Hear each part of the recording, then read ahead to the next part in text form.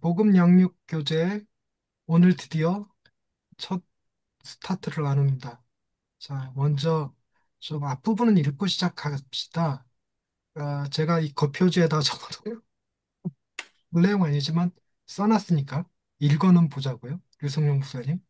네. 그 서문 읽자고 하신 아니요, 거죠? 겉표지 1장. 1장, 1장 겉표지. 네, 제목부터.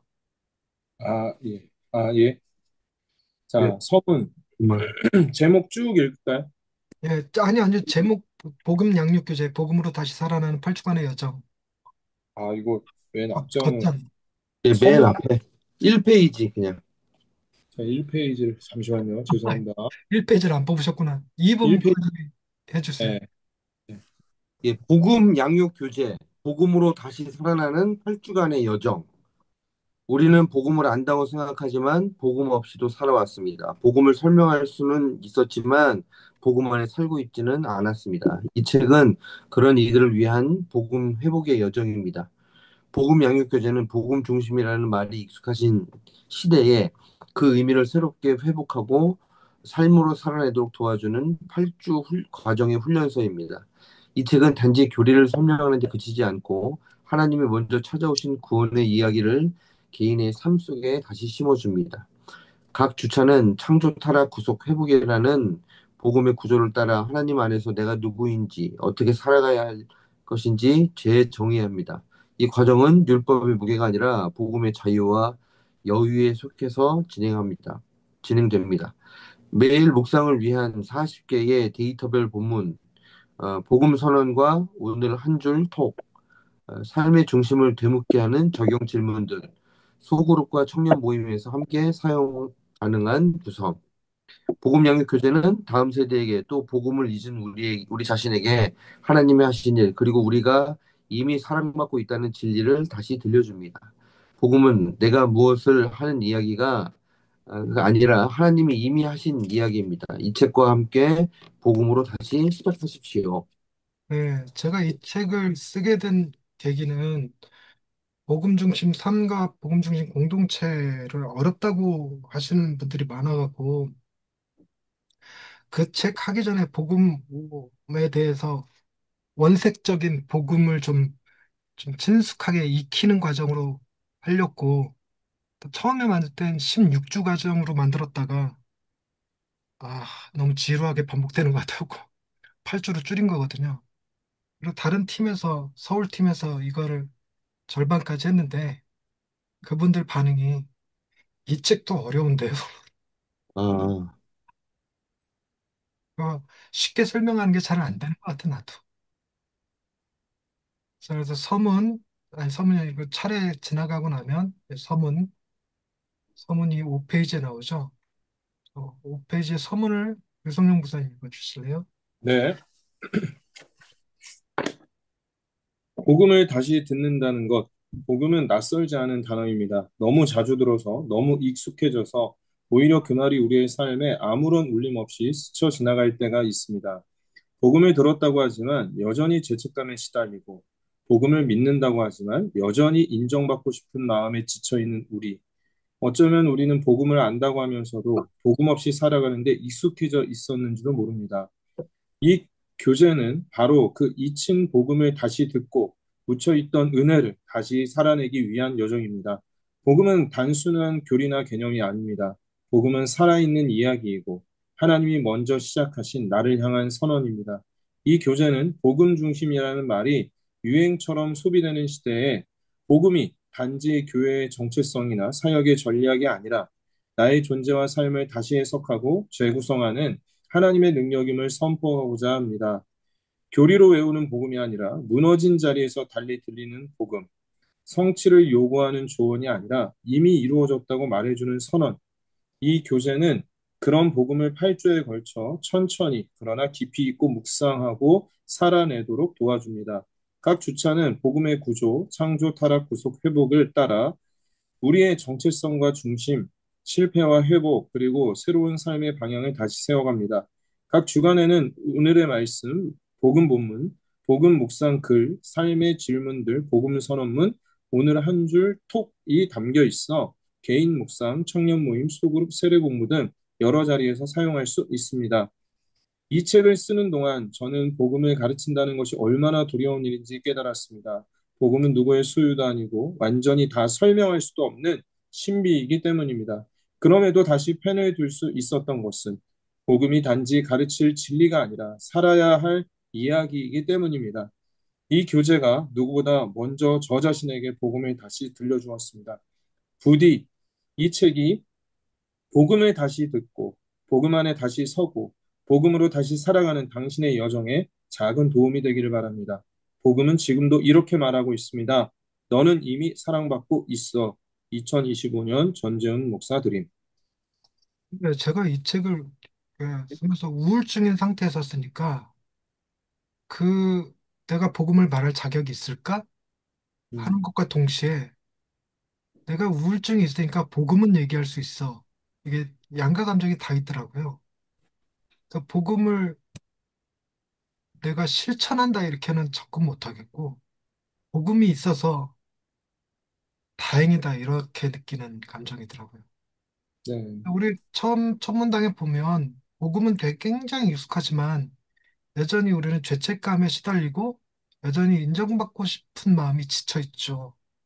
제가 내년이 20주년이에요, 우리 교회. 네, 20주년인데 양가 감정이에요. 20년 잘 버텼다. 또 하나는 20년 했으니까 됐다. 접자. 같이 있는 거예요. 그리고 20년 동안 너 도대체 뭐 했냐? 이런 마음이 같이 있는 거예요. 인정받고 싶은 욕구가 여전히 있는 거지. 그래서 나는 실패했다. 이런 마음이 함께 있는 거예요. 그래서 복음을 안다고 하면서도 복음 없이 살아가는 데 익숙해져 있는 복음을 심지어 가르친다고 하면서도 복음을 잊고 있는 거죠. 그 이 책을 쓰면서는 그래 복음이 이거지 이거지 하면서도 이 책이 나를 살리는 기분이랄까? 또 해놓고 이렇게 써놓고 잊어버려 또 우울증이 감정과 이성이 싸우는데 늘은 나는 감정이 이겨요. 그래서 힘들더라고 막. 근데 이제 복음이니까 얘기할 수 있는 거 아닌가? 그런 생각이 들고 너는 이미 사랑받고 있어. 이게 책 제목으로 쓸래다가 너무 닭다리 돋아갖고 그냥 복음 양육교재 이렇게 해버렸어. 자, 1주차 시작할 건데 복음을 잊은 시대 다시 들려야 할 이야기입니다. 근데 복음에 대한 우리의 생각들을 좀 다양하게 나누었으면 좋겠어요. 그러니까 정답을 말하라는 게 아니라 난 복음을 예전에 이렇게 알고 있었다. 혹은 성도님들은 복음을 이렇게 알고 있는 것 같다. 뭐 이런 얘기. 즉, 뭘 하려냐면 복음 이야기를 하기에 앞서서 복음이라고 생각했던 짝퉁 복음들을 좀 이렇게 몇 가지 짚어내는 작업들을 좀 하려는 거예요. 1주차 내용이 그런 내용이거든요. 그러니까 저희가 그 CTCK에서는 GCM 세미나 예전에 인큐베이터라고 하면서 할 땐 첫 시간에 이렇게 종이 이렇게 나눠주면서 복음에 대한 당신의 정의를 쓰시오 이런 게 있었어요. 그거 다 이렇게 쓰거든요. 그래서 쓴 거 보면 복음 얘기하시는 분이 거의 없다시피 해요. 다 무엇인가 내가 해야 될 것만 같은 이야기들을 계속 하죠. 그래서 우리도 한번 그런 얘기 좀 나눠봅시다. 류성룡 목사님이 생각했던 복음은 뭐였어요? 그 이제 목사님으로부터 제가 계속 배웠으니까 목사님의 그냥 언어를 빌리면 요구가 아닌 욕구가 돼야 되는데 제 복음은 이제 복음을 들은 이후에 계속적인 저에게 요구가 있는 느낌이었어요. 그러니까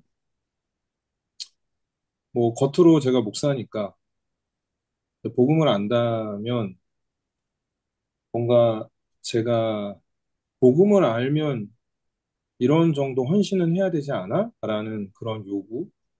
그리고 이제 내면적으로는 그건 외적인 거고 내면적으로는 제 거룩에 대한 요구. 이제 약간 무결, 흠이 없어야 된다는 그런 요구. 그러니까 그 요구가 저에게 굉장히 계속 죄책감으로, 물론 이제 100% 선물이라는 걸 알면서도 그게 복음에 대한 은혜에 대해서 제가 알면서도 현실에서는 계속적인 요구 당하는 느낌. 예, 그게 저에게 좀 있었다. 그래서 성격상 죄책감을 많이 느끼는 성격은 아니어도 죄책감으로부터 진짜 자유할 수 없었다. 예, 그런 느낌이 있었습니다. 구원의 확신은 있으셨나요? 구원에 대한 확신은 있죠. 하나님이 의심됐던 적은 없었나요? 예? 하나님을 의심했던, 진짜로 계신가 의심했던 적은 없었나요? 하나님이 계신가? 의심했던 적은 없었던 것 같아요. 근데 이제 솔직히 말씀드리면 의심했다기보다 하나님을 너무 멀리 느끼는 거죠. 친밀감이 사라진 듯한? 그러니까 진짜 뭐 교회에서 설교하고 뭐 말씀도 뭐 준비하고 교회 일하고 그렇게 보내는데 진짜 처음에 이제 예수님을 영접했을 때 그 기쁨, 구원에 대한 기쁨이 사라진 채 제 주어진 일에 몰두하다 보니까 하나님과의 관계가, 하나님과의 그 친밀함이 영 멀게 느껴졌던 거예요. 그러니까 나를 사랑하신다고 하시는데, 그 사랑이 너무 멀게 느껴졌어요. 멀게 느껴졌어요. 네.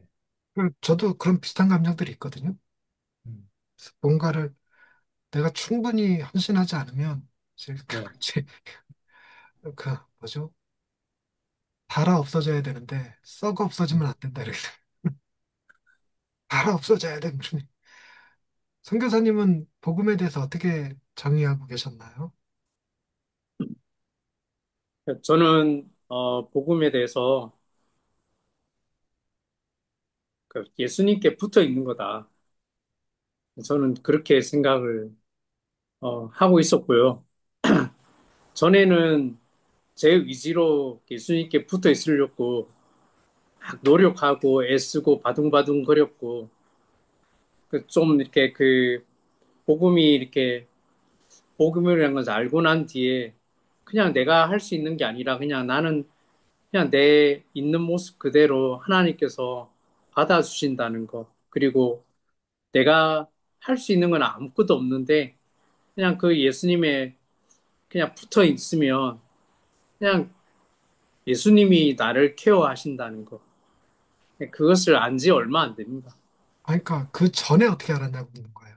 아, 정답 얘기해 버리면 안 되고 그 뭐, 전에요. 왜 복음에 대해서 오해했었구나, 착각했었구나라고 생각했던 시절 이야기.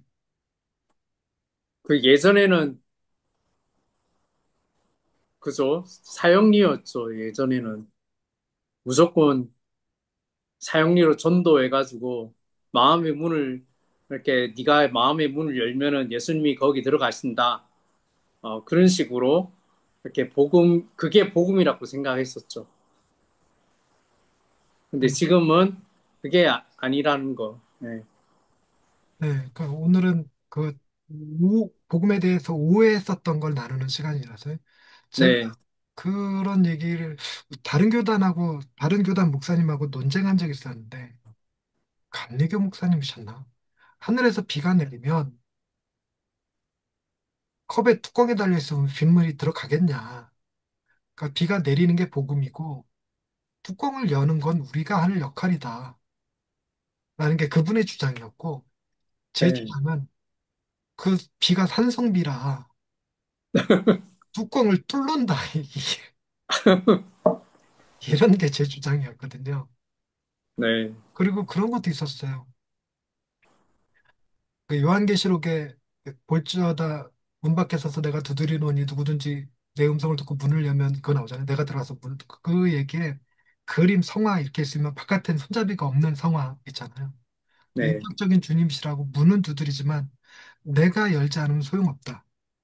네, 이런 그래서 복음은 그거였어요. 주님이 와서 문 두드리는 게 복음이고 문을 열고 영접하는 건 내 책임이다. 이제 이렇게 보통 얘기를 하셨을 때 진짜 제 주장은 그랬죠. 우린 그 안에서 쓰러져 있다. 응급 상황이다. 예수님이 내가 열어줄 때까지 기다리는 게 아니라 문 부시고 들어와갖고 날 살려주신 이야기다. 그런, 그런 얘기를 한 적이 있었지. 이번 목사님 얘기 좀 듣고 싶어요. 어떠셨지? 네, 앞서서 다들 말씀을 하셔서 1년 전에 이제 복음 중심 삶 처음 시작해서 우리가 복음의 확장선에 그냥 그 교과서에 나왔던 죄를 제가 배우기도 배우면서 은혜가 많이 돼서 여러 번 많이 읽었는데요. 그 우리를 구원의 통로 정도로만 이제 복음을 알고 있었던 거죠. 그래서 그게 이제 저한테는 가장 큰 목사인데도 그 가장 큰 충격으로 다가왔고 가장 큰 복음에 대한 오해는 그거였어요. 제가 자녀가 아닌 그 챕터 자녀인가 종인가 하는 것도 나오지만 저는 줄곧 종으로 살아왔던 것 같아요. 그래서 경외함이 진짜 아버지를 사랑한 경외심이 근간이 되는 거 아니라 어, 어떤 자격에 대한 오해죠. 그래서 나는 예쁨 받아갖고 능력도 받고 은사도 받고 내 성취에 대한 기준 어떤 음, 뭘 하든지 간에 청년 시절에는 뭐 좋은 직장도 다니고 기도 열심히 해서 뭐 어떤 뭐 그런 것들 있잖아요. 그 뭐 그렇게 생각을 해왔던 거고요. 또 이제 하나님 나라에 대한 그 소망이 상당히 큰 왜곡이었다고 생각이 돼요. 아, 내가 진짜 정말로 말 그대로 죽어서만 가는 천국 정도로만 그 구원을 생각하고 살았구나. 이런 생각이 들고 뭐 지금은 복음으로 계속해서 저를 개간해 가고 있지만 많이 솔직하게 마음이 많이 편해지기도 편해졌지만 진짜로 한편으로는 혼자 피식피식 거리는 게 그냥 뭐라 그럴까요? 구원받은 것처럼 구원받은 것처럼 아이 뭐 이게 원래 이제 자유함인지는 정확히 모르겠지만 좀 그런 것처럼 다 예수님께서 성취해 주신 건데 그거에 대한 마음 때문에 불과 1년 전하고 저하고 너무나 많이 바뀐 모습을 저도 좀 발견하게 되고 저도 깜짝깜짝 놀라게 됩니다. 그래서 예전에는 스스로 자책을 많이 했죠. 내가 기도를 못하고 내가 목사인데 하루 말씀 뭐 몇 장을 못 봐. 내 성경 연구 실력이 어때? 뭐 내가 뭐 어떤 이런 거에 대한 그게 강했는데 그런 거로부터 조금 자유로워졌습니다. 예. 그러니까 지금 뭐 제가 이제 정리하면 제가 이제 사랑받는 죄인이라고 하는 거를 잘 몰랐죠. 말 그대로 좀 열심히 해야지 이쁨 받는 줄 아는 어, 뭐 그런 거가 제가 제일 잘 몰랐던 복음의 이미지 아닌가 이런 생각이 듭니다. 저도 그렇죠. 사랑받기 위해서 무지하게 했었죠. 사랑받고 있는 줄 몰랐고. 네네네. 사랑 받으려고. 하나님, 그런데 내게 도대체 왜 이러세요? 뭐 이러면서. 예예. 저도 이승훈 목사님 얘기 좀 해주세요. 네, 뭐 저도 똑같은 것 같습니다. 다른 목사님들하고.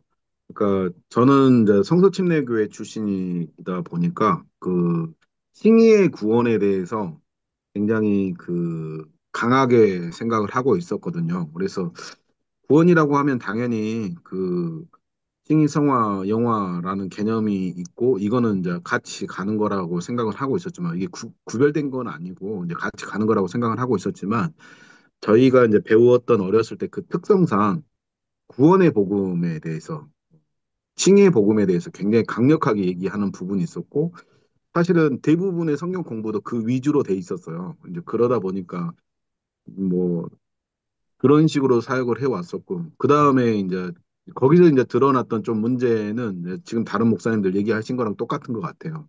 이제 율법주의였던 거죠. 이제 구원의 확신이 있으니까 나는 뭐 하나님을 위해서 뭔가 해야 돼. 이런 압박감들이 되게 강했던 것 같고.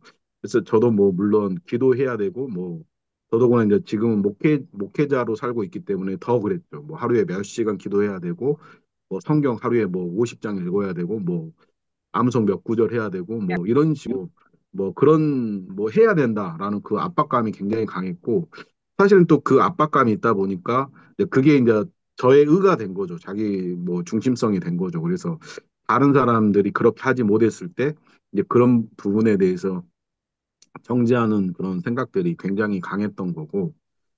근데 이제 거기서 오는 저의 한계에도 분명히 어느 정도 인식은 하고 있었어요. 근데 이제 거기서 탈출할 방법을 잘 몰랐던 거죠. 이게 이제 이렇게 가는 게 맞는 건가? 율법이 아니라고 하면서 왜 나는 자꾸 이렇게 율법적으로 행동을 하지? 이제 그런 생각을 좀 많이 갖고 있었을 때 이제 예전에 이제 전재훈 목사님을 나주에서 뵌 거죠. 이제 그때 이제 나주에서 뵈면서 설교 이제 설교를 이렇게 자기 설교를 평가할 수 있는 어떤 그런 걸 좀 주셔가지고 툴을 주셔가지고 평가를 했는데 저는 당연히 복음 중심적인 왜냐하면 칭의의 복음을 계속 전하려고 노력했고 예수님을 전하려고 했으니까. 근데 제가 되게 그걸 가지고 평가를 해보니까 율법주의 설교를 제가 하고 있다는 거예요. 그래서 제가 엄청 좀 충격받았죠, 개인적으로. 굉장히 인정할 수가 없더라고요, 처음에. 근데 지금은 제가 사실은 복음 중심 공동체부터 연합해서 들었는데 그때는 되게 어려웠던 것 같아요. 근데 이제 복음 중심 부모를 하면서 사실은 제가 가지고 있는 약점이 있다 보니까 거기서부터 저는 조금씩 이제 깨지는 시간이었던 것 같고 그때 조금씩 들어왔던 것 같고 그때 이제 그 제가 조금 배웠던 것들은 어 깨지면서 배웠던 것은 이제 목사님이 어떤 얘기를 하셨냐면 제 자녀에 대해서 제가 하나님을 기대하라는 말씀 하나님께서 이 자녀를 도우실 것을 그 하나님을 신뢰하라는 그 말이 되게 그러니까 이해가 가면서도 이해가 좀 안 되는 표현이었어요. 왜냐면은 당연히 하나님을 신뢰하는 거는 이해가 되는 부분인데 내가 신뢰 안 했나? 근데 말을 들어보니까 제가 하는 그 기도나 그게 아니에요. 이렇게 가르쳐 주셨는데 그게 이제 저한테는 굉장히 아, 내가 하나님을 신뢰한다고 하면서도 신뢰를 못 했구나. 그러니까 그때 생각났던 게 우리가 그 복음이라는 게 이제 칭의가 성화라는 게 칭의가 겹겹이 쌓이는 거다. 그러니까 그게 저는 조금씩 조금씩 좀 이렇게 좀 체험이 되는 것 같습니다. 그래서 지금도 사실은 저는 엄청난 재정적인 압박감을 받고 있거든요. 사실 저는 제 나이에 지금 서울 올라와가지고 한 7개월 만에 부모님한테 한 400만 원 빌렸어요. 근데 그것도 안 메꿔지고, 그리고 이사도 안 되는 상황이고, 그러니까 처음에는 사실은 이제 제가 사역도 안 되고 뭐 이렇게 잘 안 풀리고 또 자꾸 빚을 져야 되고 뭐 이런 상황이다 보니까 그리고 뭐 카드도 한 달에 한 300만 원씩 메꿔야 되는 이런 상황이 돼 버리니까 이게 저한테는 이게 너무 엄두도 안 나는 상황인 거예요. 그래서 뭐 저 사실은 새벽에 막 쿠팡도 막 하고 막 그랬었거든요. 근데 이제 그런 것들이 사실은 예전 같으면은 제가 굉장히 어떻게든 제가 노력을 해서 해결을 하려고 노력을 했을 것 같아요. 근데 지금은 좀 어떤 마음이 있냐면, 사실은 뭐 그 초기에는 뭐 아내한테도 좀 제 스트레스를 이렇게 좀 이렇게 풀기도 했지만, 하나님이 하시겠지. 좀 하나님을 기대해 볼까? 뭐 이런 마음이 요즘은 좀 더 드는 것 같아요. 그래서 지금은 요즘은 저는 경험하는 것은 예전에는 이제 구원론이 강했고, 그 다음에 어떤 좀 율법적인 생각이 굉장히 강했다면, 머스트 비죠. 해야 된다는 생각이 굉장히 강했다면은, 지금은 이제 좀 생각이 약간 이제 이제 흐름이 바뀌어지고 있는 게, 이 상황에서 하나님이 어떻게 하실까? 좀 더 차분한 마음이 되는 것 같고, 좀 더 하나님을 기대하는 마음이 되는 것 같고, 그리고 뭐 사실 제가 막 기대할 수 있어서 기대하는 게 아니라 기대할 수밖에 없는 상황이거든요. 그러니까 그런 상황에서 예전 같으면 막 엄청 뭐 좀 마음이 힘들어 했을 것 같은데, 지금은 좀 더 마음의 여유가 있는 것 같아요. 그래서 아이 뭐 돈 이까짓 거뭐 경제되면 어쩔 수 없지 뭐 하나님이 손해지 뭐 이런 느낌으로 있는 것 같아요. 요즘 저는 저에게 이제 복음이라는 것은 좀 하나님을 좀 기대하는 것, 좀 그런 느낌으로 좀 다가서는 것 같습니다. 음, 제가 이거 쓰면서 이제 복음을 오해한다면 뭘 할까? 뭐 이런 생각을 많이 해봤는데 그런 거 있었어요, 저는. 복음은 일단 기본적으로 예수님께서 다 행하셨어. 그래서 길도 열어주셨고 방법도 열어주셨어. 그래서 내가 가기만 하면 돼. 내가 안 가면 나는 구원 못 받아. 뭐 이런 거 있어요. 내가 가야 돼. 이런 거가 있었고 또 하나는 천국 가기까지 씨름하는 거였어요. 그래서 중간에 탈락하면 안 돼. 완주해야 돼. 이런 개념이 강했어요. 그래서 열심히 완주하는 뭐 그런 게 복음이라 생각했어요. 그래서 하나님이 99% 도와주셨고 내가 1% 순종해야 된다. 뭐 이런 개념이었다가 뭐 그전엔 반대였죠. 나의 99%와 하나님의 1%뭐 이렇게 이렇게 얘기했던 적도 있었는데 복음을 그렇게 이해했었던 것 같아요. 그리고 제가 교인들은 어떻게 생각할까? 복음에 대해서 이렇게 생각하면 약간 그런 게 있더라고요. 그 자기가 하나님을 안다고 생각하는 거예요. 그러니까 말씀이 아니라 당연히 신이라면 이래야 돼 이러면서 악인을 벌하시고 의인을 상 주시고 뭐 기도하는 자의 기도를 외면하지 않으시고 하나님은 저 악한 자들을 이렇게 망하게 하실 것이고 뭐 이런 것들이었어요. 그래서 그게 기복주의로 많이 드러나는데 생사화복을 주관하시는 하나님 이런 얘기하면 자연스럽게 생과 복은 나에게 화와 저주는 안 믿는 자들이거나 악한 자들에게 이렇게 하나님은 치시기도 하시고 싸매시기도 하신다 할 때 치시는 건 저들에게 싸매시는 건 내게 뭐 이런 이렇게 어, 성경에서 말하는 하나님이 아니라 내가 생각하는 하나님은 뭐 유고 생각하는 얘기들 이게 기본적으로 복음에 대한 오해라고 생각을 했어요. 게다가 우리나라는 약간의 그 권선징악 개념이 좀 있고, 그리고 또 지성이면 감천이라고 내가 최선을 다해야 된다 이런 생각도 있고, 그리고 또 그것도 있더라고요. 서양 그 격언 중에 하늘은 스스로 돕는 자를 돕는다. 그 종교 아닌데 그런 말도 있고, 근데 그런 식으로 복음을 오해했었던 게 일단 기본적으로 있었던 것 같아요. 그리고 진짜 가장 많은 게 그러죠. 예수 믿으면 문제가 해결될 거라고 보는 거. 그래서 병도 낫고 사업이 잘 되고 뭐 이러는 거죠. 이제 그렇게 복음을 삶의 문제를 해결하는 수단 이렇게 생각하는 것들이 많- 그리고 이제 저 같은 개 성향의 사람들은 열심히 신앙생활하는 거 그게 복음이라고 생각했던 거죠. 그래서 복음성가 외에 가요는 안 듣고 그래서 예전에 서태지는 막이고 막 이런 거 피가 모질라 테이프 거꾸로 돌려가면서 그랬던 그랬던 걸 복음이라고 생각했던 거죠.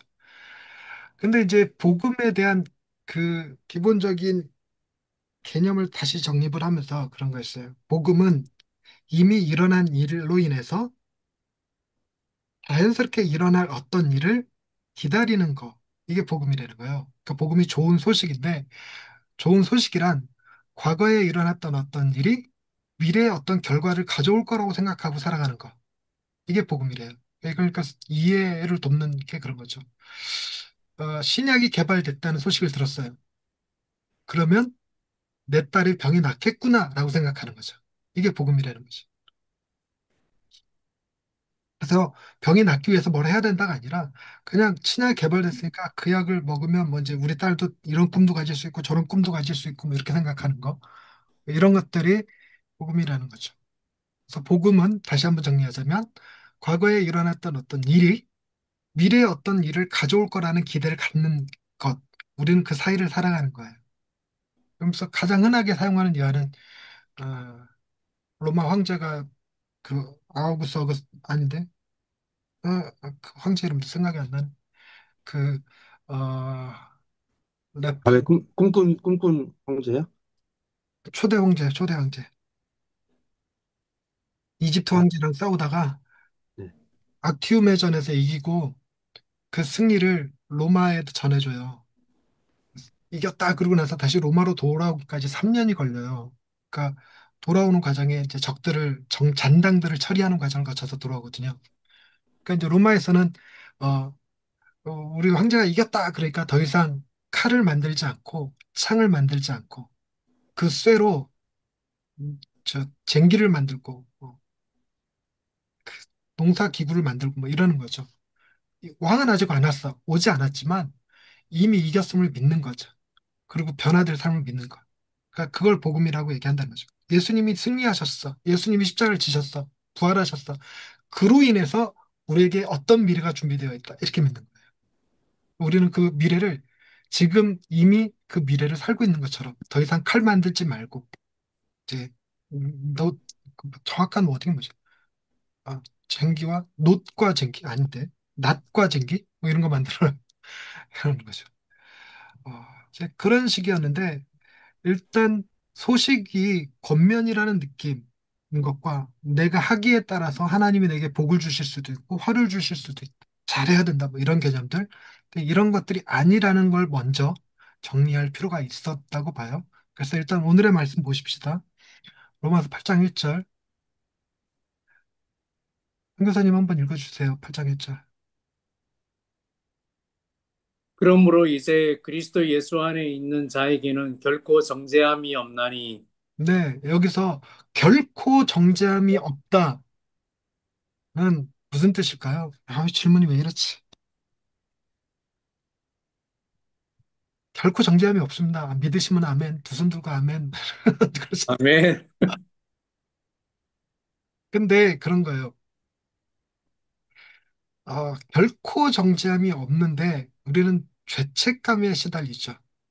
그리고 그 죄책감을 불어넣는 게 이제 마귀의 악한 생각을 우리 안에 넣는 거라고 표현하기도 하는데 내가 나를 구원해야 된다라는 압박에 시달리면서 스스로 죄책감을 갖는 가장 심한 표현으로는 하나님이 나를 용서했어도 난 내가 용서가 안 돼 이러는 거.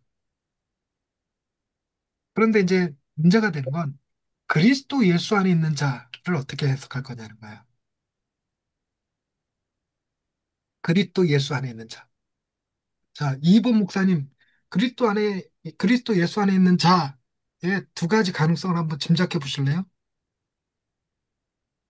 그것이 음, 예수 안에 있는 자 네. 대속이죠, 대속. 그러니까 제 질문은 그런 거예요. 네, 네, 이 의미를 두 가지로 보통 논리가 이렇게 둘로 나뉘어지더라고요. 그러니까 정죄함이 없지만 네, 그러기 위해서는 우리가 예수 그리스도 안에 들어가야 돼. 들어가야 된다 이렇게 음, 해석하는 경우죠. 네, 네, 그리고 그 반대에 되는 해석이 뭐냐면 우리가 그리스도 안에 들어가는 게 아니라 그리스도가 우리를 품으신 거다. 이렇게 해석하는 거예요. 네, 네. 어, 그래서 그리스도가 우리를 품으셨는데 우리가 그걸 깨닫기까지 계속 네, 우리는 스스로 구원에 이르려고 하고 스스로 무언가를 해야 된다고 생각하고 스스로 판단하고 스스로 심판하고 정죄하고 다 하는 거죠. 그러다가 내가 예수 안에 있기만 하다면 내가 거기서 안전함을 경험하고 평안을 경험하고 정죄함이 없다고 믿는 거죠. 그런데 그럼 과연 나는 예수 안에 있는가? 라는 질문이 아니라 예수가 나를 품으셨음을 믿는 거예요. 복음은 그리스도께서 품으신 자들에게 정죄함이 없는 거지 그리스도 안에 들어간 자들에게 정죄함이 없는 게 아닌 거죠. 그러니까 자꾸만 예수님이 우리에게 오시는 종교가 아니라 우리가 예수님을 찾아가야만 될 것 같은 종교로 얘기하는데 로마서 8장 1절은 그죠? 그리스도 안에 있는 자, 그리스도께서 품으신 자들, 그리스도께서 하나님이 세상을 이처럼 사랑하사 독생자를 주셨으니 해서 이 하나님이 세상을 이처럼 사랑하셨대 그 세상이 그 every people이 아니래요. 아니 all people이 아니래요. some people이래요. some people. 음, 그게 저도 처음엔 약간 이게 혼란을 겪었던 건데 그런 거잖아요. 우리 세상, 우리 세상이라고 말할 때 지구상에 있는 모든 세상을 얘기할까요? 아니죠. 내가 문맥을 어떻게 쓰느냐에 따라서 우리 세상은 우리 가족들의 세상일 수 있고 우리 교회의 세상일 수 있어요. 그리고 한국 사람들의 세상. 지금 이 문맥에서는 저와 여러분들의 세상, 우리 세상 이렇게 불러요. 기독교인들의 세상 이렇게 얘기하는 거죠.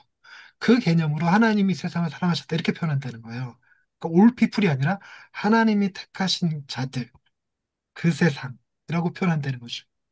물론 신학적으로 논쟁이 있으니까 뭐가 이게 정답이다 이렇게 하는데 저는 이 썸프트라는 개념 자체가 있다는 게 신기했어요. 그전에는 무조건 올 피플이었었는데 그래서 어, 내가 예수님이 어느 순간 나를 품으셨다는 사실을 깨닫고 감격하고 감동하고 거기서 내 죄책감을 내려놓고 거기서 자유와 여유를 경험하고 이렇게 돼야 되는데 우리는 맨날 뭐 하냐면 이 말씀을 믿지만 과연 내가 그리스도 안에 있을까? 요거 고민하느라 내가 그리스도 안에 있다는 걸 증명하기 위해서 성경 암송을 하고 주의를 열심히 지키고 11조 생활을 열심히 하고 뭐 이런 것들 이런 것들이 계속 우리를 복음의 오해를 만들어냈던 거 아닐까 이렇게 생각해요. 자, 그 다음에 이승훈 목사님이 1장 16절 읽어주실래요? 내가 복음을 부끄러워하지 아니하노니 이 복음을 모든 믿는 자에게 구원을 주시는 하나님의 능력이 됨이라. 예, 여기서 하나님의 능력이잖아요. 능력. 그래서 그 하나님의 능력은 저, 아, 설명을 잘해야 되는데 내가 하기 나름으로 하나님이 나를 구원하신다. 이건 능력이 아니에요. 하나님이 전적으로 나를 건져내시는 걸 능력이라고 그래요. 그 소위 주권적 은혜라고 부르려는 거. 하나님의 능력 이렇게 부를 때는 인간의 의지나 노력이 들어가지 않은 것이에요. 즉 인간의 노력 99%에 하나님의 1%의 은혜 이런 개념이 아닌 거죠. 그럼 하나님의 협력이죠. 그건 하나님의 능력이 아닙니다. 하나님의 능력이라고 부르면 하나님이 모든 걸 다 하시는 거예요. 근데 문제는 복음이 모든 믿는 자에게 구원을 주시는 하나님의 능력인데 모든 믿는 자를 어떻게 해석할 거냐는 거죠. 모든 믿는 자. 자, 모든 믿는 자는 두 동사일까요? 비동사일까요? 모든 믿는 자.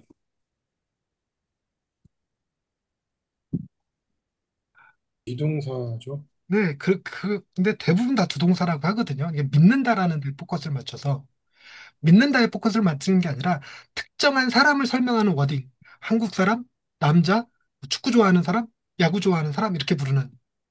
그래서 믿는 자라는 거죠. 그 믿는 자는 어떻게 구분해? 이번 목사님 한국 사람이죠. 이번 목사님 혹시 미국에서 태어난 거 아니죠? 한국 네, 토종입니다. 소종이죠. 그럼 이번 목사님이 어떻게 해서 한국 사람이 되신 거예요? 그냥 한국에서 한국 뭐 의심할 여지 없이 그냥 한국에서 태어나서 한국 사람이죠. 네, 이제 뭐 증명하지 않아. 출생의 비밀을 밝혀냈는데 일본은 일본 사람인데 입양된 거야. 근데 여기서 믿는 자라는 거는 그거예요. 믿음이 그죠? 어, 우리가 한국에서 태어나서 한국의 문화를 주입받다 보니까 우리 일본 사람 싫어해. 일본이랑은 가위바위보도 지면 안 돼. 이런 생각이 자연스럽게 들어오고 우리는 김치 없으면 안 돼. 김치의 민족, 우리는 배달의 민족. 이런 것들 이게 문화가 우리에게 주입시킨 것들이에요. 그러니까 믿음 역시 그렇다면 하나님이 우리에게 주입시켜서 그 믿음을 하나님께서 선물로 주신 그 믿음을 가진 사람들 이렇게 이걸 다시 얘기하자면 하나님 당신이 새롭게 태어나게 하신 자들이라는 개념인 거죠. 그러니까 태어나고 본이 한국 사람이다 이것처럼 하나님 안에 중생했더니 다시 태어났더니 새로운 피조물로 예전 것은 지나가고 새로운 피조물이 됐더니 그런 내게 구원을 주시는 하나님의 능력이 복음이라는 거예요. 내가 무엇을 하는 게 복음이 아니라 만약 하나님이 나를 구원하시려고 해. 그런데 내가 개겨. 그럼 하나님이 나를 구원하실 수 있어요? 없어요? 있어요. 만약에 없다면 하나님의 능력이라고 부를 수 없다는 거예요. 음. 그래서 복음은 나 행위와 상관없이 하나님의 능력에 관한 얘기다. 하나님의 능력을 축소시키지 마라. 하나님의 능력을 우습게 여기지 마라. 하나님의 능력을 가볍게 여기지 마라. 오늘 오전에 우리가 모였던 목사님 팀에서 오늘 했던 게 말라기서였어요. 말라기서를 1장을 지지난주에 하고 오늘 2, 3, 4장을 했는데 그 말라기서를 그 목사님들이 기본적으로 헌금 관련해서 많이들 쓰셔요. 아, 난 그거 되게 듣기 싫어. 그 말라기서를 저는 해석을 어떻게 했냐면 하나님이 계속 우리를 고발하시는 내용이에요. 제사장을 고발하고 백성의 죄를 고발하고 11조를 제대로 안 한 거에 대한 고발하고 이렇게. 그러고 나서 우리 스스로에게는 구원할 능력이 없으니까 하나님이 주의 사자를 보내시고 성전에 임하실 자를 보내시고 경외하는 자를 보내시고 엘리야를 보내셔서 우리를 그분에게로 돌이키게 하는 것. 즉 우리에게 방법을 주시거나 권면을 주시는 것이 아니라 대안을 제시한 책이라고 보는 거예요. 그래서 오늘 마지막 질문이 그런 거였어요. 여러분은 그 발제하신 분이 정영준 목사님인데 사장 발제하신 분이 그리스도로 인해서 우리에게 주어진 은혜를 누리며 살아가고 계십니까? 이 질문이 이랬어요. 그래서 저는 그러고 대답했거든요. 나는 이 말라기서가 고발하는 내용들이 다 나한테 있다. 그 레이 언약을 제대로 지키지 못하고 온전한 11조를 하지 못하고 이런 것들. 물론 이방 여자랑 결혼한 건 아니지만 그런데 내가 알고도 돌이킬 방법이 없다. 해결할 방법이 없다. 근데 그런 내게 그리스도가 계셔서 정말 좋다. 휴, 살았다. 이런 느낌이다. 그랬어요. 저는 그랬어요. 근데 목사님들 다 뭐 교회에서 제사장들이 어떻게 행동을 해야 되고 목사들이 어떻게 행동해야 되고 뭐 뭐죠? 레이인들이 그 11조로 살았는데 인구 비율수로 따지자면 어 레이인이 레이인 대 3대 1이었대요. 그러니까 어, 레이 아닌 사람들이 300%가 더 많았대. 30배가. 그러니까 그들이 11조를 내면 레이인들은 일반 사람들의 3배의 수익을 갖는데요. 그런 얘기하면서 뭐 교인들이 목사를 똑바로 섬기지 않는다, 뭐 사례를 똑바로 주지 않는다, 뭐 이런 얘기 나오다가 맨 끝에 어느 한 목사님이 그 그분이 말씀 한마디나 안 하고 있어서 진행자가 목사님이 마무리 멘트 해주시죠. 그랬더니 그분이 1장, 2장, 3장, 4장에 걸쳐서 경외라는 말이 반복돼서 나오대요. 경외. 근데 경외가 제가 경외는 사랑하며 두려워하다. 제 정의는 그거거든요. 제가 알고 있는 정의. 근데 그분은 두려움만 얘기하시고 두려움만. 내가 과연 하나님을 두려워했을까? 내가 하나님을 제대로 두려워하고 살고 있는 거 맞을까? 그래서 이거 하면서 하나님을 두려워해야 되겠다. 두려워해야 되겠다. 이러고 결론을 내리시더라고요. 음, 그랬더니 다른 목사님들이 탁월한 결론이십니다. 이러는데 어쩌지? 맞아. 온전한 11조 그 본문도 혹시 성경 있으시면 한번 보시면 좋겠는데 말라기서 한번 보실래요? 나 이번에 말라기서 이거 갖고 싸울 뻔했네. 3장 10절에 그런 말이 그것으로 나를 시험하여 내가 네. 하늘문을 열고 여기서 시험하다라는 말이 나오잖아요. 그리고 또 15절에 지금 우리는 교만한 자가 복되다 하며 악을 행하는 자가 번성하며 하나님을 시험하는 자가 화를 면한다 하노라 함이라. 그래서 시험한다는 말이 2번 나와요. 근데 내가 이게 위에서는 하나님이 시험해 보라 그러고 밑에서는 시험하는 자들을 책망하시는 내용이거든요. 이거.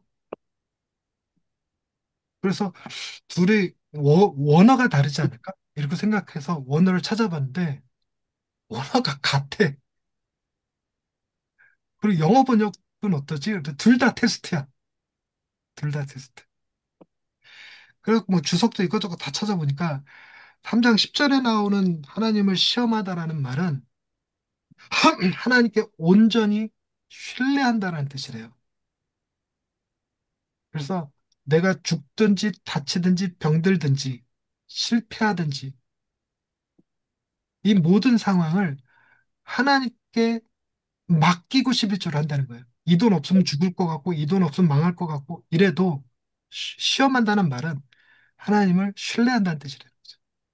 근데 뒤에 나오는 시험은 똑같은 어근인데 맥락상으로는 내가 11조 하면 하나님께서 내게 복 주시겠지? 이게 그 시험이라는 거예요. 그러니까 기본적으로 우리가 3장 10절 가지고 하나님이 시험하라고 그랬습니다. 그리고 하나님 시험해 보십시오. 뭐 이거는 이 14절에는 그 시험, 15절에 나오는 그 시험을 요구하는 그런 행위더라고요. 이거 갖고 그래서 하나님을 시험하면 안 된다고. 하나님을 그렇게 시험하시면 안 된다고. 뭐 이러고 이제 요 문제로 약간 다퉜어요. 이거 11조 얘기가 아니다. 우리는 온전한 11조 절대 못한다. 우리의 온전한 11조가 되시는 예수님이 계실 뿐이다. 이렇게. 음. 근데 마치 11조 잘하면 하나님 복 주실 것처럼. 음. 그래서 동산교회 김인중 목사님이 그런 설교를 하셨대요. 온전한 11조 해보십시오. 그래서 복을 안 받으면 연말에 환불해드리겠습니다. 그랬대.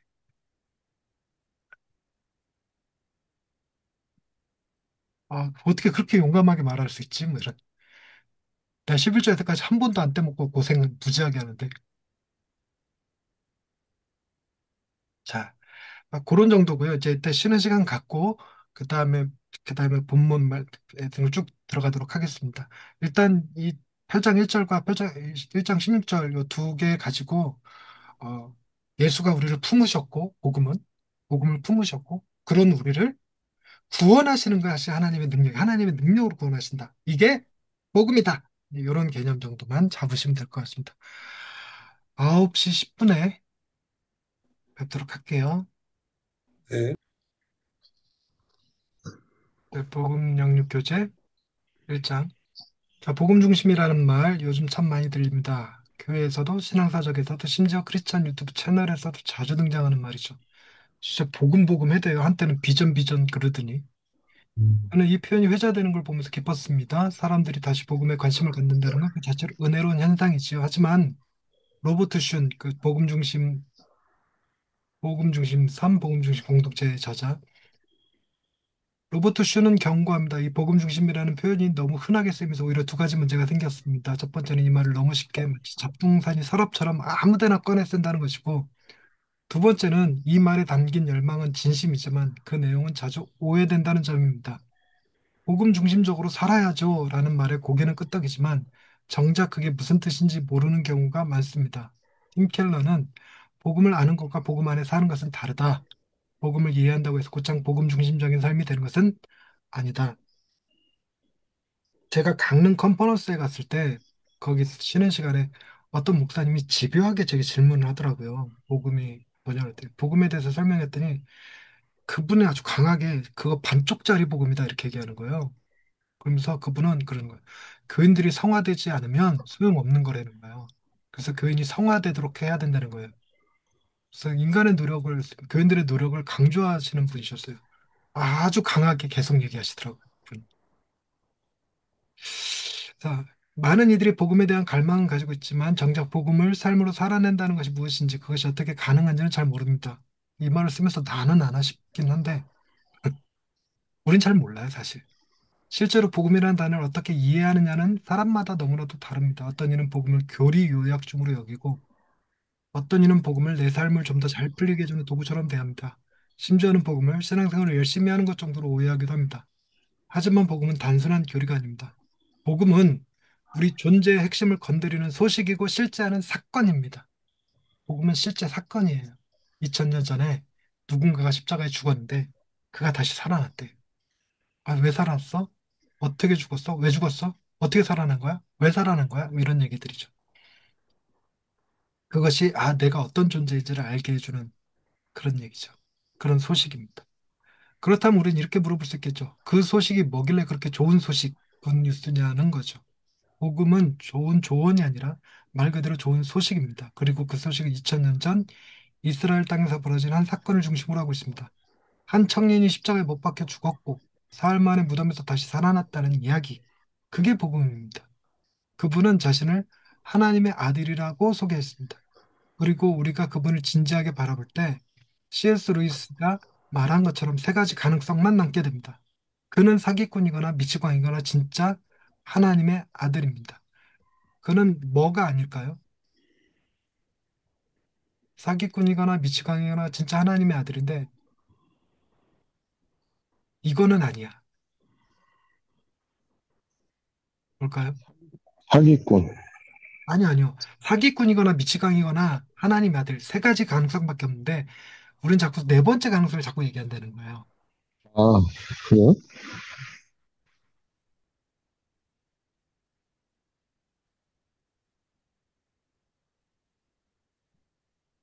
네 번째 가능성을 자꾸 얘기한다는 거죠. 그게 바로 선한 선생, 랍비, 모델, 뭐 닮아가야 되는 분 이런 식으로. 음, 아니라는 거예요. 우리는 음, 그분을 따르는 존재가 아니라 그분을 경배해야 되는 존재죠. 그분은 미치광이거나 사기꾼 아니면 진짜 하나님의 아들이신데 우리는 그분을 사기꾼이나 미치광이라고 생각 안 하죠. 우리는 그분을 하나님의 아들이라고 얘기하죠. 그러면 그분을 닮아가야 될 게 아니라 그분을 경배해야 되는 거죠. 경배. 그래서 이거를 우리는 전문 용어로 이 세 가지 가능성을 뭐라고 부르는지 워딩을 아시나요? 맞춰보실래요? 투자로 시작하고 마자로 끝나는 네 글자.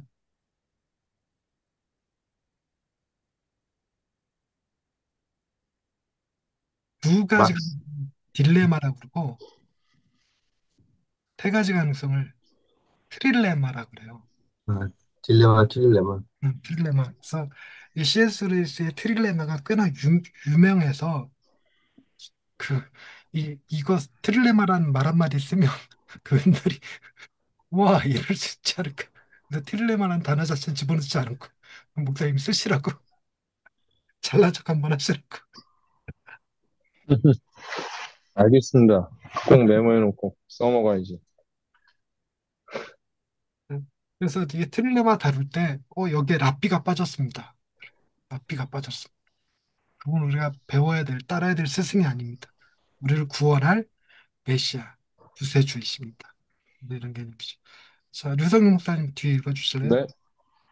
그분은 죽었고 다시 살아나셨습니다. 그분의 부활은 단순한 환각이 아니었고 개인적 환상이 아니었습니다. 수많은 증인과 기록이 이를 입증하고 그 사건은 유럽과 아시아, 아프리카를 넘어 오늘날까지 이어지는 문명의 변화를 이끌어냅니다. 그렇다면 이 사건은 명령이 아닙니다. 복음은 무엇을 하라는 요청이 아니라 하나님이 무엇을 하셨는가에 대한 선포입니다. 네, 그래서 우리가 성경을 읽을 때 두 가지 방법으로 읽는다. 그러면 첫째는 우리가 무엇을 해야 되는가 하는 책으로 본다는 거죠. 이런 분들은 성경책이 인생 교과서다 이렇게 얘기하시고 인생 사용법이다 뭐 이렇게도 얘기하시더라고요.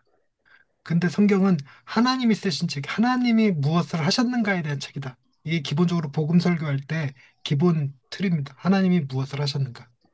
무엇으로 먼저 알 수 있냐면 예수님께서 우리에게 새 계명을 주셨죠. 새 계명 내용 외우실 수 있나요? 내가 너에게 새 계명을 주노니 너희가 서로 사랑하라. 내가 너희를 사랑한 것 같이. 너희도 서로 사랑하라. 이렇게 돼 있잖아요. 네. 그걸 네. 우리가 해야 될 일에 대한 책으로 읽는 사람들은 주님이 우리더러 서로 사랑하라 하셨습니다. 그러니 우리는 서로 사랑해야 됩니다. 이렇게 가는 거고 음, 하나님이 하신 일로 읽는 사람들은 주님이 우리에게 사랑을 하셨습니다. 그리고 우리를 어떻게 사랑하셨는지를 말씀하셨습니다. 이렇게 가는 거예요. 그분이 우리를 어떻게 사랑하셨는지를 설명하는 게 복음 중심이 되는 거죠.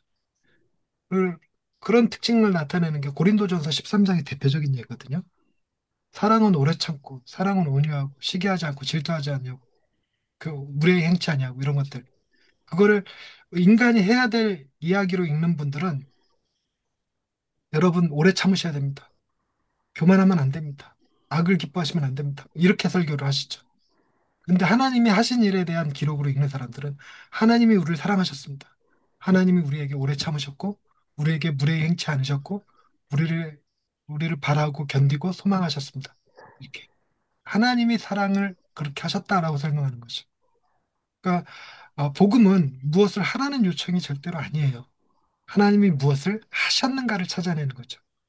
그래서 우리가 구약 본문을 다룰 때 복음을 예수 그리스도 중심적 설교를 못하겠다 싶으면 최소한 뭐를 찾아야 되냐면 이것도 적어놓으면 좋겠어요. 제구보 약자입니다. 맞추실 수 있나요? 제가 뭘까요? 하나님의 제구보를 찾아라. 이게 복음 설교의 아주 1단계거든, 초보 단계. 제구복, 제공자, 제공하시는 하나님을 찾으라. 구가 뭘까요? 구원자, 구원하시는 하나님을 찾아라. 나중에 보는 뭘까요? 보호자예요, 보호자. 그래서 구약을 어디를 읽든 하나님이 우리에게 제공하시고 구원하시고 보호하시는 내용들이 담겨 있어요. 그런 내용들 다음에 무슨 권면이나 명령이나 율법이 이렇게 주어지거든요. 근데 인간 개인 중심으로 읽다 보면, 인간이 해야 될 책으로 읽다 보면, 하나님이 제공하시고 구원하시고 보호하시는 내용을 찾아내지 못하고 우리가 무엇을 해야 되는지만 자꾸 읽어요. 하다못해 하나님은 우리에게 생명을 주신 분이고 하늘의 별을 주신 분이고 우리에게 그 성경을 선물로 주신 분이고 뭐 이런 분이잖아요. 그러니까 제공하시고 구원하시고 보호하시는 하나님, 제구보 이렇게 하는데 제구보, 하나님의 제구보를 찾아라 이렇게 얘기합니다. 하나님이 무엇을 하셨는가 그게 중요한 얘기라는 얘기예요. 그다음 계속 읽어줄래요, 류승 목사님? 네. 하지만 문제는 이 복음을 들은 우리들이 여전히 이렇게 묻는다는 것입니다. 그래서 내가 뭘 더 해야 돼요? 복음을 들었음에도 우리는 본능적으로 율법으로 되돌아가려는 경향이 있습니다. 더 열심히, 더 거룩하게, 더 인정받고 싶어 합니다. 팀 켈러는 말합니다. 복음은 자유를 준다. 그러나 우리는 본능적으로 다시 율법으로 돌아가려 한다. 인간의 본성은 복음보다 성과 중심 사고에 익숙하다. 그래서 많은 헌신자들이 주를 위해 죽겠습니다라고 외치지만 그 고백 안에 복음의 여유와 자유는 보이지 않을 때가 많습니다. 루터는 말합니다. 율법은 속삭인다. 이것을 하라. 그래야 산다. 그러나 복음은 선포한다. 이미 이루어졌다. 그러니 자유롭게 살아라. 네, 그러니까 그 복음을 들으면 그것이 우리에게 무엇인가를 해야지만 될 것 같이 설명하는 것들. 그래서 그리스도인답게 은혜를 받은 자답게 이렇게 얘기하죠. 그리고 목사님들 설교를 가만히 들어보면 그런 게 있더라고요. 예수님께서 병 고쳐 주신 사람들, 살려주신 사람이 세 명 있죠. 야이로의 딸, 나인성 과부의 아들, 나사로. 포커스가 어딨냐면 어떤 이상한 자료들을 다 찾아내셔갖고 그들이 나중에 어떻게 살았더라 하는 방식으로. 그 뭐죠? 어, 예수님께서 군대 귀신 들린 자 거라사 광인을 고치시잖아요. 그 거라사 광인이 뭐 거라사 지방의 그 사제가 됐다나 뭐라나 그런 걸 찾아내시더라고요. 근데 복음서에는 그런 내용이 나오지 않습니다. 그들이 어떻게 살았더라는 내용은 나오지 않아요.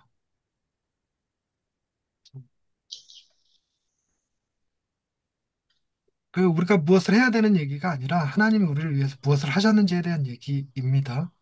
그리고 율법과 복음의 차이를 얘기할 때 그런 거죠. 예수님께서 그 회당에서 귀신 들린 자를 고치시는 장면이 나오죠. 마가복음 첫 사역으로 나오는데 그때 사람들이 그 장면을 보고 놀라워하며 이렇게 얘기합니다. 이는 권위 있는 새 교훈이로다 이렇게 얘기해요. 권위 있는 새 교훈. 그래서 율법과는 다른 권위라고 얘기해요. 그 다른 권위가 뭐냐면 보통 율법은 명령만 하고 지킬 힘은 주지 않아요. 근데 복음은 명령을 하시면 지킬 힘을 같이 주셔요. 즉, 그 중풍병자가 친구들한테 들쳐매갖고 예수님 앞에 나왔는데 예수님께서 네 침대를 들고 나가라, 걸어가라 이랬을 때 율법은 그를 고쳐주지 않은 채 그 얘기를 하지만 예수님은 고쳐주셔서 힘이 나와서 들 수 있는 힘이 생기는 거예요. 할 수 있는 능력이 생기는 거죠. 이해되셨나요? 주님의 권위 있는 새 교훈은 그분이 할 수 있는 능력을 같이 주시는 거예요. 그래서 나사로한테 죽은 나사로에게 일어나라, 나와라. 그러면 생명이 들어오고 걸어서 나갈 수 있는 힘이 생겨요. 그러니 이렇게 생각해 보십시다. 그럼 예수님이 우리에게 사랑하라 말씀하실 때는 우리에게 사랑할 힘을 주실까요, 안 주실까요? 사랑할 힘을 주셔요. 근데 그 힘을 주신다는 얘기가 어떤 느낌으로 와닿아야 되냐면 사랑하고 싶어지게 하신다 이렇게 말해야 돼요. 내가 사랑해야지 그 말씀에 순종해서 사랑해야지가 아니라 막 사랑이 넘쳐나서 사랑이 하고 싶은 거야. 이렇게 되게 만드는 거. 주님이 그렇게 만약에 그렇게 했다면 주님이 내게 명령하신 모든 것들이 다 복음이 돼요. 그렇게 될 거예요. 주님이 만약에 하나님과 같이 거룩하라 이렇게 얘기하면 우리 힘으로는 할 수 없지만 주님이 명령하시면 되는 거라. 그래야 새 권위 있는 새 교훈이 되죠. 그러니 복음은 이미 이루어진 사건이고 선포지만 우리가 가끔 명령이나 율법처럼 느껴지는 워딩을 만날 때 그건 역시 율법과 다른 개념인 거죠. 주님이 말씀하실 땐 힘을 주시는 거예요. 그래서 주님이 여러분들에게 목사의 직을 주실 때는 그 직을 감당할 힘도 주시는 거죠. 그런 표현이 나오죠. 시험이 만나면 하나님 반드시 두 가지 방식으로 역사하시죠. 첫 번째는 감당할 힘을 주시거나 두 번째는 피할 길을 주시거나 우리 스스로 견디라고 하지 않아요. 그게 복음이다. 내가 견뎌야 돼 이게 아닌 거죠. 자, 계속 가겠습니다.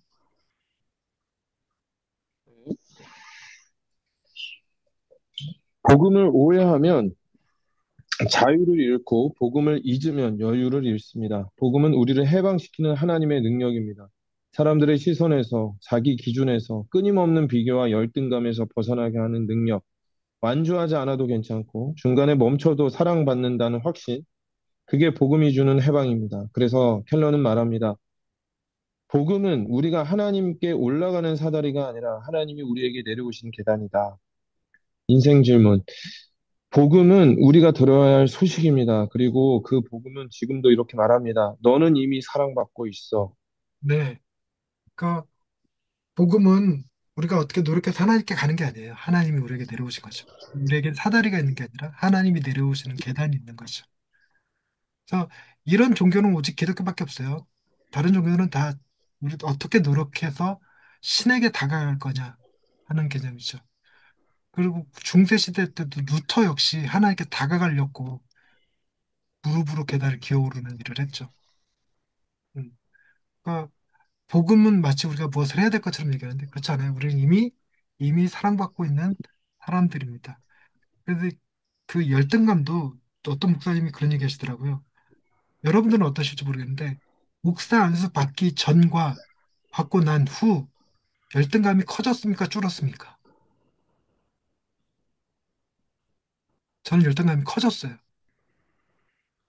그러니까 그 질문에 안수받기 이전보다 안수받고 난 이후에 열등감이 더 커졌다고 얘기하는 사람 목사님들이 70%가 넘는데요. 여러분은 어떠십니까? 전 열등감에 쩔어 살아야죠. 나보다 더 대단하신 분들이 왜 이렇게 많아? 이러면서 난뭐 한 거야? 이러면 이런 거.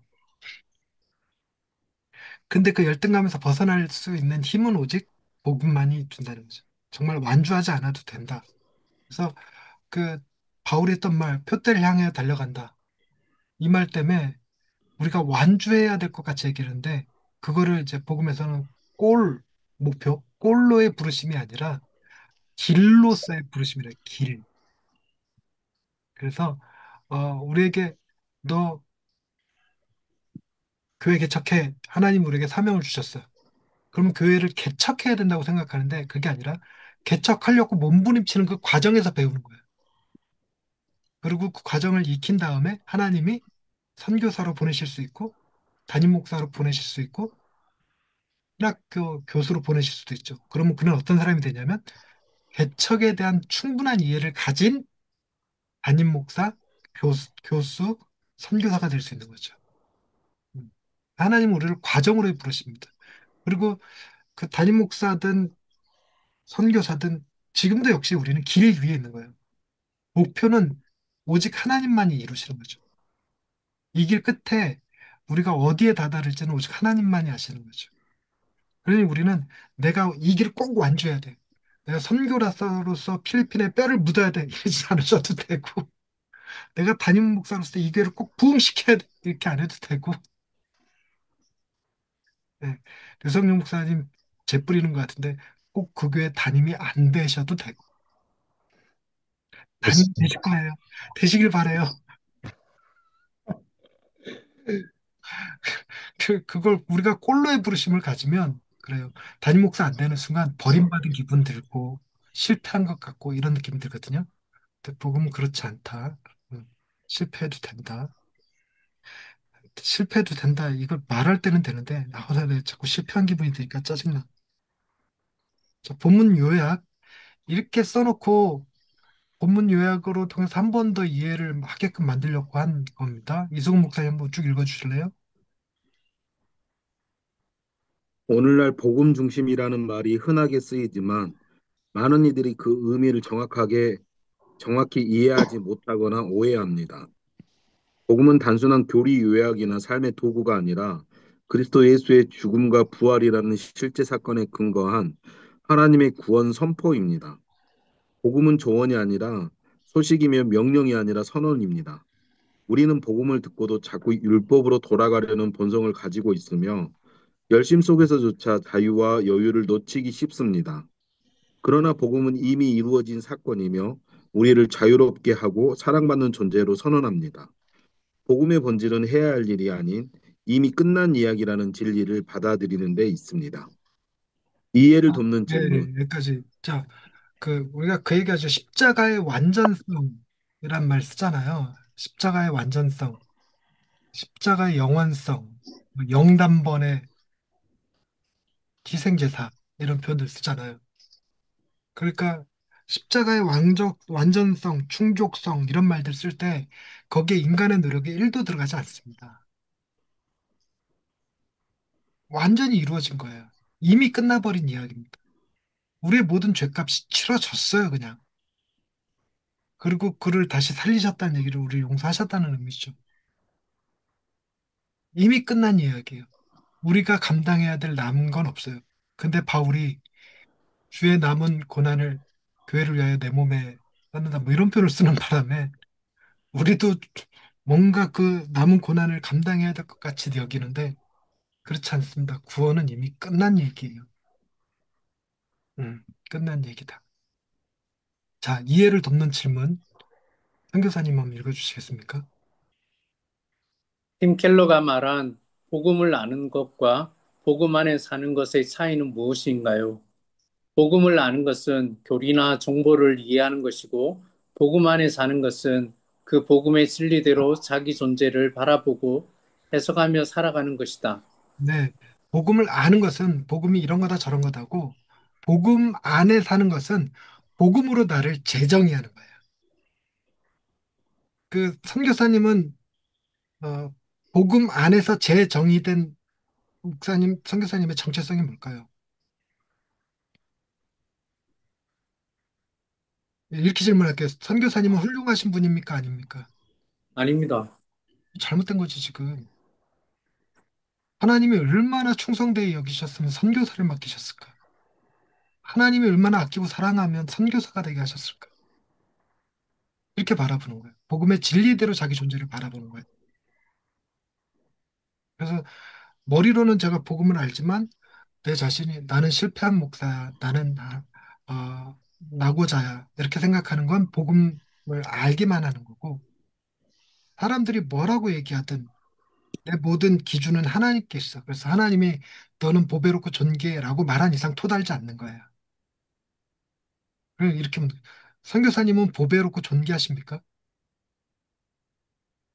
네, 네, 그렇게 대답하는 거예요. 그냥 판단하지 않는 거예요. 하나님이 그렇다고 하니까 그런 거예요, 그냥. 음. 그러니까 우리의 싸움은 내가 그렇게 느껴지지 않아요. 내가 존귀하고 보배롭게 느껴지지 않을 때 복음으로 나를 재정의해야죠. 재정의. 이번 목사님은 거룩한 제사장이십니까? 네. 네, 말하기 힘들죠. 내가 뭘 거룩해. 근데 내가 거룩하냐 아냐는 거룩한지 안 한지는 누구만이 결정하실 수 있냐면 그분이 결정하시는 거예요. 그분이 판단하시죠. 그분이 나를 왕 같은 제사장이요, 거룩한 나라요, 내 소유된 백성이라고 말씀하신 이상 토달지 않는 거죠. 이 이승훈 목사님을 하나님은 이승훈 목사님 사랑하시나요, 안 사랑하시나요? 저는 엄청 사랑한다는 걸 알고 있죠. 그래서 판단하려고 들면 내 아이가 아프고 재정 문제가 있고 이렇게 힘드니까 하나님 나 사랑하는 게 맞을까 이렇게 생각들게 하십지만 복음은 모든 상황과 환경을 뛰어넘어서 뭐가 진리냐? 하나님 나 사랑한다는 게 진리인 거예요. 아멘. 만약에 류성룡 목사님이 담임에 실패하면 네, 하나님께 버림받은 걸까요? 그렇지 않죠. 하나님께서 다른 길로 이끄시는 거죠. 네. 그런 일이 안 일어날 마- 거예요. 믿어요. 많이 돌아갈 건데. 아, 돌아가도 되는 나이 아니야? 젊잖아. 제가 한 바퀴 도니까 10년 걸리던데. 아우, 뭐, 아, 거기서 안 되면은 하나님이 인도하신다는 표현보다 하나님이 보호하신다는 표현이 더 어떤 말로도 그래요? 위로가 안 돼. 하나님이 우울증에 걸리니까 계속 부정적인 생각이 나를 때리거든요. 최근에는 요 며칠 마음고생한 것 중에 하나가 우울증이 있다고 말할 수 있으면 우울증이 아니야. 누가 그 말을 한 거야, 나한테. 그거는 진짜 음 근데 그 말이 내게 어떻게 들리냐면 넌 지금 꾀병 부리고 있는 거야. 넌 네네. 가짜야. 넌 지금 쇼하고 있는 거야. 심지어 무슨 생각까지 드냐면 네가 어떤 일을 회피하려고 우울증을 앞세우고 있는 거야. 이게 계속 가슴을 때려. 머리로는 그런 거 아니라고, 그거 아니라고. 내가 우울증 있다고 고백한 거는 우울증에 한참 시달릴 때 인터넷 검색했더니 알려야 된다가 1번이 1번. 뭐, 네네네. 첫 번째 해야 될 일. 근데 알렸더니 넌 가짜야 이러고 있으니까 얼마나 승질이 나든지.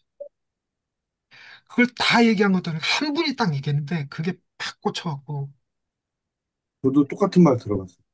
음, 저, 자, 2번 한번 풀어보십시다. 2번, 2번 목사님. 어, 본문은 사람들이 복음을 어떻게 오해한다고 지적하나요? 세 가지 대표적인 오해를 말해보세요. 복음을 비피식으로 자기 취향에 따라 선택하는 것, 복음을 삶의 문제 해결 수단으로 사용하는 것, 복음을 열심히 신앙생활하는 것으로 이해하는 것. 그러니까 내가 이걸 해놓고 지금 보니까 1번을 다른 말로 했으면 더 좋았겠다 싶은데 그때는 의식의 흐름대로 쓰느라고 이렇게 썼는데 어, 교인들한테 물어보면 이 세 가지 중에 어떤 것이 가장 큰 복음에 대한 정의로 느끼셨습니까? 뭐 이러고 아마 셋 중에 하나 있을 거라고 쓸 때는 그렇게 생각했어. 음, 그래서 어, 복음이 다 있죠. 뭐 어느 교단이나 복음 다 있죠. 침례교도 있고 감리교도 있고 뭐 통합주 합동식 다 있죠. 순복음도 있고 그러니까 자기 입맛에 따라 가야지. 이렇게 자 3번 누구 하시면 돼요? 유성민 목사님? 네, 정말? 복음이 좋은 소식이지 좋은 조언이 아니라는 주장의 핵심 근거는 무엇인가요? 복음은 인간이 해야 할 일을 제시하는 조언이 아니라 하나님께서 이미 이루신 구속 사건에 대한 선포이기 때문이다.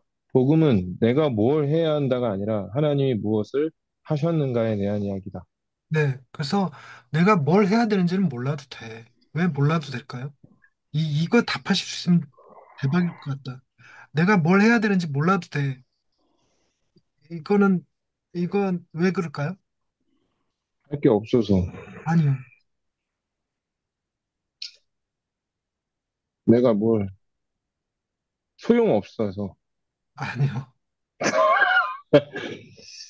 아하. 그래서 이거 맞추면 대박이라고 생각이 들기는 갑자기 든 생각이에요. 하고 싶은 거 하면 된다. 뭐 이 주장이거든요.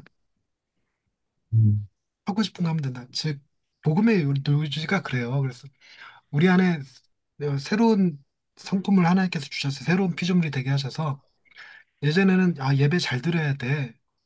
이게 내가 뭘 해야 되는 거였다면 몰라도 돼. 근데 어느 순간 예배 잘 드리고 싶어져. 예배 드리고 싶고 기도하고 싶어지고 찬양하고 싶어지고 이렇게 되는 거지. 거짓말하기 싫고 가난한 사람들 보면 도와주고 싶고 그걸 알아서 하는 게 아니라 우리의 욕구가 변화된 거예요. 그거를 표현하는 말이 하나님은 각자의 마음에 소원을 두고 일하신다 그랬거든. 하나님이 우리 안에 소원을 두셨어. 선교사님이 필리핀에 하나님께서 너 필리핀 가 하기 싫은데 요나처럼 막 저 일본으로 가는 배 탔다가 난파돼 갖고 물고기 뱃속에 들어갔다가 눈 떠보니까 필리핀 민다나오 섬이었더라. 이런 게 아니잖아. 막 필리핀에 가려고 하나님 앞에 하나님 필리핀에 길을 열어주시옵소서 문제가 해결되게 해주시고 여건이 해결되게 해주시고 뭐가 생기게 해주시고 뭐가 이게 욕구가 생기잖아요. 그 안에 소원. 그래서 하나님이 필리핀으로 보내 가라신 게 아니라 내가 필리핀이 너무너무 가고 싶어서 하나님 앞에 떼쓰게 되는 현상. 그렇다는 거예요. 설교를 잘해야 된다라고 명령을 받은 게 아니라 뭐 잘하고 싶은 거예요. 그런 거. 그게 꼭 알아야 되는 게 아니라. 그래서 내가 하고 싶은 거, 복음으로 변화된 내가 하고 싶은 걸 적으면 그게 율법에 써 있더라. 이렇게 되는 거지. 음. 그래서 내가 뭘 해야 되는 명령이 아니에요.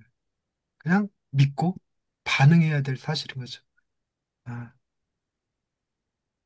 이건 4번이구나. 4번을 여기서 얘기했네. 자, 4번. 선교사님, 이승훈 목사님 하실 차례인가요? 이승훈 목사님, 4번. 복음은 단순한 교리나 가르침이 아니라 사건이라고 본문은 말합니다. 이 말의 의미는 무엇인가요? 복음은 이론이나 철학이 아니라 그리스도 예수의 죽음과 부활이라는 실제로 일어난 역사적 사건에 기초한다는 뜻이다. 이는 복음을 실천해야 할 명령이 아니라 믿고 반응해야 할 사실로 만든다. 네. 이승훈 목사님, 그, 로또 당첨이 되신 거예요. 한 20억 정도. 음. 야, 근데 그 돈을 실제로 받으려면 약 한 두 달? 두 달 정도 걸리는 거예요. 그러니까 당장은 그 당첨이 됐는데 밖으로 못 가. 일단 알아봐야 돼. 어디서 바꿀 것이며, 어떻게 바꿀 것이며, 그리고 뭐도 결정해야 되냐면 한 번에 받을 것이냐, 연금으로 받을 것이냐, 그리고 세금은 얼마 뗄 것이냐, 그리고 이 보호는 어떻게 신청할 것이냐, 이런 것들이요. 그거 고민하느라 바로 못 가. 그리고 이걸 어디까지 알릴 것이냐, 누구한테까지 알릴 것이냐, 그렇죠. 그리고 나서 실제로 돈을 받기까지 두 달이 걸리는데, 복음은 그 두 달의 기간을 사는 거예요. 지금 당장은 복권에 당첨됐어도 돈을 내가 받은 게 아니기 때문에 뭐냐면 여전히 월세를 못 내고 있고 빚은 그대로 있는 거예요. 근데 내 감정은 어떨까요? 기대하고 기쁨이 있겠죠. 너무, 기다리는 기쁨. 사람들이 너 왜 이렇게 기뻐? 그럴 때 차마 말을 못 해. 복권에 당첨됐다고. 큰일 나. 그 얘기했다간 이상한 놈들 꼬여갖고 막 얼마를 빌려달라는 둥, 뭘 도와달라는 둥, 어디에 투자하라는 둥 이렇게 허리가 꼬이니까 말은 못 해. 근데 사람들이 이해할 수 없는 저 새끼 미쳤나 이럴 정도로. 복음이 그래. 믿고 반응해야 될 사실이는. 음, 음. 자, 5번 선교사님. 복음은 해야 할 일이 아니라 이미 끝난 이야기라는 표현은 무엇을 강조하나요? 복음은 인간의 행위나 노력에 근거한 요구가 아니라 하나님이 예수 그리스도를 통해 이미 완성하신 구원의 결과를 전하는 것이다. 그래서 복음은 부담이 아니라 선물이며 성취가 아니라 은혜이다. 네. 아멘. 그래서 예수 믿으면 왠지 술, 담배 안 해야 될 것 같고 주일날 놀러 가면 안 될 것 같고 뭐 이런 느낌 부담이 좀 돼. 11조 해야 될 것 같고 너 술, 담배도 하나님 더 사랑하셔. 또 주일 제대로 못 지켜도 하나님 더 사랑하셔. 그 오두막이라는 책에서 제가 눈물이 팡 터졌던 부분 주인공이 그 오두막에 가서 하나님 만나고 돌아오는 길에 교통사고로 이렇게 혼수 상태에 빠졌다 깨어났는데 그 차랑 총을 빌려줬던 친구가 야 하나님 만났어? 하나님 만났어. 그래? 하나님이 나한테 전하라는 말 없었어? 비꼬는 말로 한 거였는데 그 주인공이 그러죠. 하나님이 너를 특별히 사랑한다고 하셨어. 어우 그 말에 내가 눈물이 팡 터져버렸어. 하나님이 너 특별히 사랑하셨어. 그렇게 비꼬고 있는 사람에게조차. 그 책에서는 그 주인공의 딸을 살해한 그 범인조차도 하나님 사랑하신다는 내용이 담겨 있어요. 그래서 복음은 부담이 아니라 선물입니다. 성취가 아니라 은혜입니다. 음. 자, 이 정도 얘기하면 핵심 내용은 그거예요. 우리가 무엇을 해야 되는 내용이 아니다. 소식이다. 하나님이 이미 이루신 사건이다. 이런 거죠. 복음 선언문 이번 목사님. 복음 선언은 복음은 내가 무엇을 해야 할 명령이 아니라 하나님이 이미 하신 일을 전하는 선포이다. 나는 복음을 조언이나 명령이 아닌 하나님이 이미 이루신 소식으로 믿습니다. 복음은 내가 무엇을 해야 할지가 아니라 하나님이 나를 위해 하신 일에 대한 선포입니다. 예수 그리스도의 십자가와 부활은 실제로 일어난 사건이며 그 안에서 나는 더 이상 증명하거나 비교당하지 않아도 되는 존재임을 믿습니다. 나는 사람의 평가가 아니라 하나님의 선언을 따라 사랑합니다. 내가 실패해도 멈춰도 여전히 사랑받는다는 이 복음 안에서 오늘도 자유를 누립니다. 복음은 나의 자격이 아니라 하나님의 은혜입니다. 나는 이미 사랑받은 존재입니다. 이 복음으로 오늘도 다시 살아갑니다. 네. 제가 이렇게 복음 선언문까지 하고 난 다음에 100% 무슨 생각이 들었냐면 그러면 우리는 아무것도 안 해도 된다는 얘기인가요? 방종으로 이끌지 않을까요? 이러면 다 게을러지지 않나요? 이런 얘기들. 그 얘기인즉슨 지금 복음이 주는 은혜를 아직 못 누리고 있다는 얘기밖에 안 되잖아요. 그 감격에 빠지면 하고 싶어지는 건데. 네. 그래서 일단 기본적으로 뭐 무슨 반론이 생기든 간에 기본적으로 하나님이 하신 일이라는 것을 명확하게 이해하고 이 선언을 복음 선언문을 내가 하는 거죠. 근데 일주일 동안 지나면 100% 다 잊어버리고 또 올 것 같은 생각이 들어서 이렇게 순번을 정해갖고 요걸 적은 거예요. 이렇게 저 일주일에 5번, 6번은 너무 많은 것 같고 하루 빼 하루 쉴 겸 5번 동안 이거를 한 사람씩 돌아가면서 단톡에 올리는 거죠. 그럼 한 사람은 나머지 사람들은 아멘 이렇게 다. 그러니까 매일 복음을 읽는 거죠. 그래서 첫날은 복음을 다시 듣는 거, 두 번째 복음은 사건이다, 세 번째 복음은 수단이 아니다, 네 번째 정죄가 아닌 선언이다, 그다음 실패해도 괜찮다는 여유다. 이렇게. 그리고 뭐도 집어넣냐면 이거 받은 사람들은 이 그 오늘 복음으로 보내는 한 줄 톡. 그래갖고 이게 복음을 단순히 듣는 게 아니라 내가 누군가에게 전달하면서 깨달아지는 게 있거든요. 가르치면서 깨달아지는 거. 이거를 고백하게 만드는 거죠. 숙제처럼 되는 거예요. 근데 복음은 우리가 무엇을 하는 게 아니라 우리가 이루신 일이다. 그리고 숙제를 내는 게 맞는가 싶기는 한데 그죠. 좀 세뇌시킬 필요가 있겠다 싶은 생각에 네, 이걸 넣습니다. 우리가 이걸 다루진 않을 거고 네, 그냥 한 번씩 읽어보시면 될 것 같고 다음 주에 다음 시간에 2주차 나가도록 하겠습니다. 다음 주는 건너뛰고 다다음 주에 할 거예요. 다음 주에 저 수련회 가야 되고. 자, 오늘은 여기까지. 복음은 우리를 향해서 하나님이 이미 행하신 일에 대한 선언입니다. 이미 이루신 사건입니다. 수고하셨습니다. 네, 자, 고맙습니다.